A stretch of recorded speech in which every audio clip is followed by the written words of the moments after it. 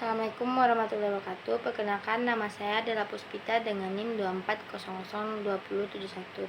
Jadi makalah kelompok saya itu tentang birokrasi organisasi.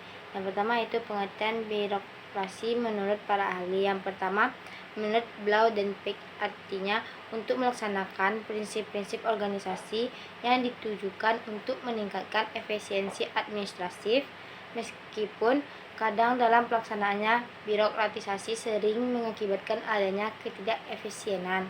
Yang kedua, menurut Bintoro, birokrasi dimaksudkan untuk mengorganisir secara teratur suatu pekerjaan yang harus dilakukan oleh banyak orang.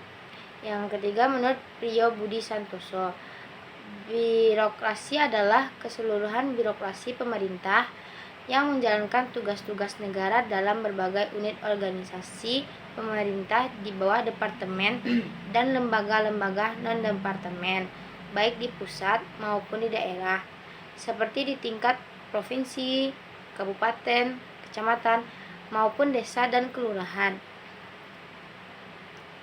Jadi dari menurut para ahli itu dapat disimpulkan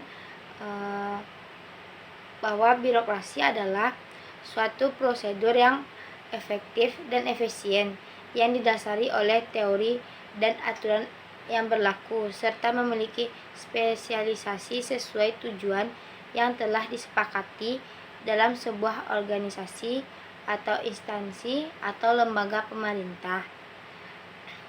Selanjutnya itu membahas tentang karakteristik birokrasi. Yang pertama, kerja yang ketat pada peraturan. 2. Tugas yang khusus atau spesialisasi. 3. Kaku dan sederhana. 4. Penyelenggaraan yang resmi atau formal. 5. Kadar kebebasan dalam komunikasi baik vertikal maupun horizontal. Yang keenam, komunikasi dengan orang-orang di dalam maupun di luar. Yang ketujuh, tidak melanggar ketentuan. Selanjutnya yaitu etika birokrasi. Etika merupakan norma-norma moral yang menjadi pegangan bagi seseorang atau sekelompok dalam mengatur tingkah lakunya atau kumpulan azas atau nilai moral. Etika birokrasi adalah norma atau nilai-nilai moral yang menjadi pedoman bagi keseluruhan aparat pemerintah dalam menjalankan tugas dan kewajibannya demi kepentingan umum atau masyarakat. Selanjutnya itu prinsip etika dalam melaksanakan birokrasi.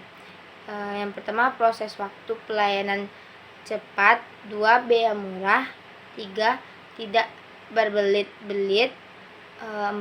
Sikap dan perilaku para pegawai ramah dan sopan. Berikutnya itu model birokrasi menurut Weber. Birokrasi Weberan dianggap cocok dalam penelitian ini karena mengaplikasikan prinsip-prinsip organisasi yang dimaksudkan untuk memperbaiki efisiensi administrasi. Biasanya masalah administrasi yang kompleks dan rumit terdapat pada organisasi besar seperti organisasi pemerintah. Weber dikenal dengan konsep mengenai tipe ideal bagi sebuah otoritas legal rasional. Otoritas legal rasional di sini adalah birokrasi. Konsep birokrasi menurut Weber adalah sebuah kerangka kerja penting dalam pemahaman organisasi modern.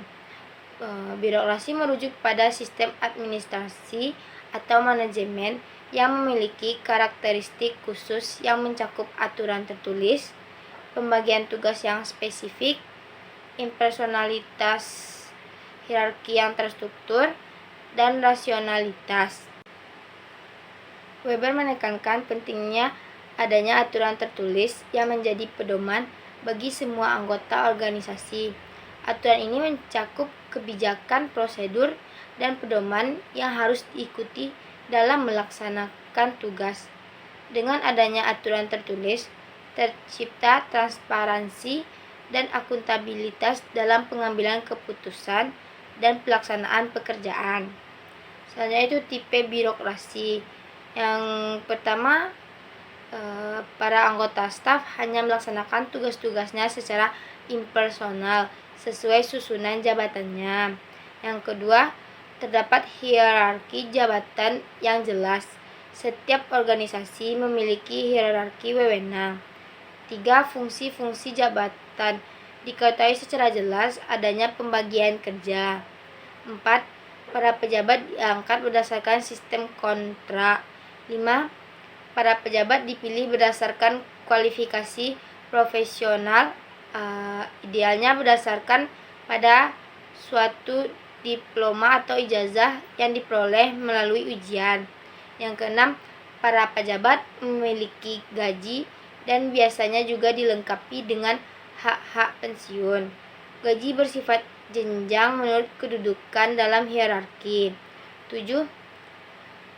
Pos jabatan, yaitu lapangan kerja yang pokok bagi para pejabat. 8. Suatu struktur karir dan promosi atas dasar menurut sistem serta pertimbangan keunggulan.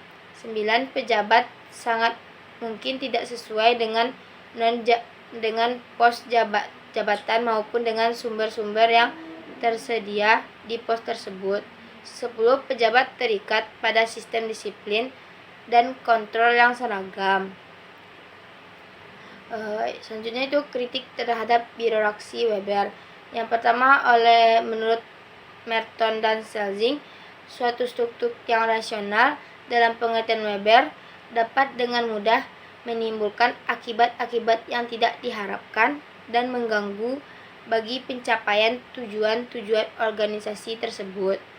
Yang kedua itu menurut Reinhard Benn, bahwa efisiensi organisasi tidak dapat dinilai tanpa mempertimbangkan baik aturan-aturan formal maupun sikap-sikap manusia terhadapnya.